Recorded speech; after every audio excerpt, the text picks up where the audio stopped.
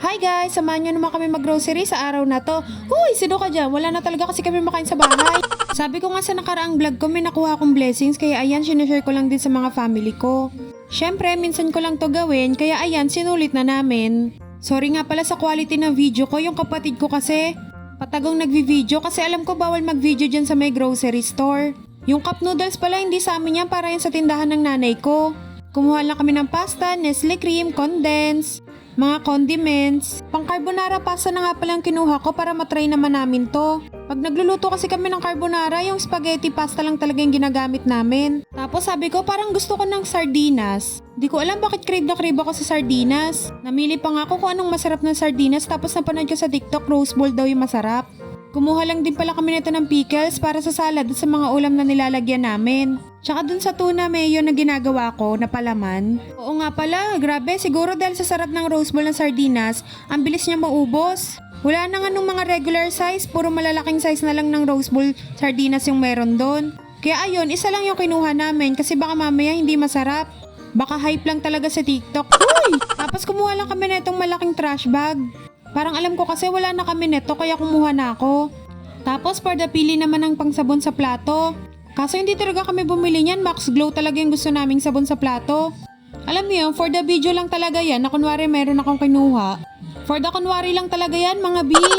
Tapos pagtingin namin dito sa may mga biskwit, nakita na ko dito sa may Rebisco na nakalata.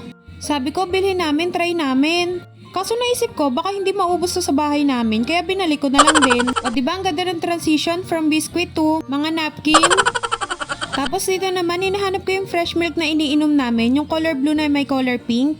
Hindi ko na alam tawag doon pero nakabili kami kasi nakita ng nanay ko yon, buy one take one nga pala yung lagi. Ayun nga pala yung fresh milk na nakikita nyo, yun yung iniinom namin. After namin mamili, pumunta na kami dito sa may cashier para magbayad naman. Kasi alam ko may pupuntahan pa kami nito kaya nagmamadali rin kami. Dapat nga pavaksin na namin si Shadow. Kaso parang pag naririnig niya na magpapavaksin, nawawalan siya ng gana. Alam niyo yung nagfe-feeling sick siya? Sa totoo lang, favorite part ko talaga to yung lagi nag-grocery. Tsaka minsan lang din talaga ako mag-grocery kasi minsan lang ako magkapera. Buti na nga lang dyan mama ko napapag-grocery kami. Tapos pag nag-grocery kami dati nila mama ko anong gusto namin, hinayaan niya lang kami maglagay dun sa my cart.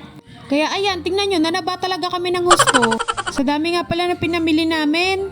Inabot kami ng 5,000 plus. Pero good din naman to for ilang weeks. Minsan nga inaabot pa ng 1.5 buwan kasi hindi naman kami madalas dito sa bahay. Umaga't gabi lang talaga kami nandito sa bahay. Tapos si Shadow sinakay namin dito sa my cart para kasing gusto niya sumakay. Tingnan nyo naman, tuwang-tuwa yung batang yan sa pagsakay dyan, kala mo nakasasakyan. Ewan ko ba, favorite din talaga ni Shadow sumakay-sakay sa mga ganito, lalo sa mga motor o sasakyan. Tapos yung bill namin, pinaabot na namin ng 6K. Kasi sabi ni ate, may free blender daw. Akala ko nga malaking blender yung ibibigay sa amin. Ganito palang blender yung nakuha namin, yung mga solo blender lang. Pero okay na rin kasi yung ganito namin dati nasira din agad yung nabili namin. Yun lang sa araw na to, salamat sa pananood. Thank you, bye-bye!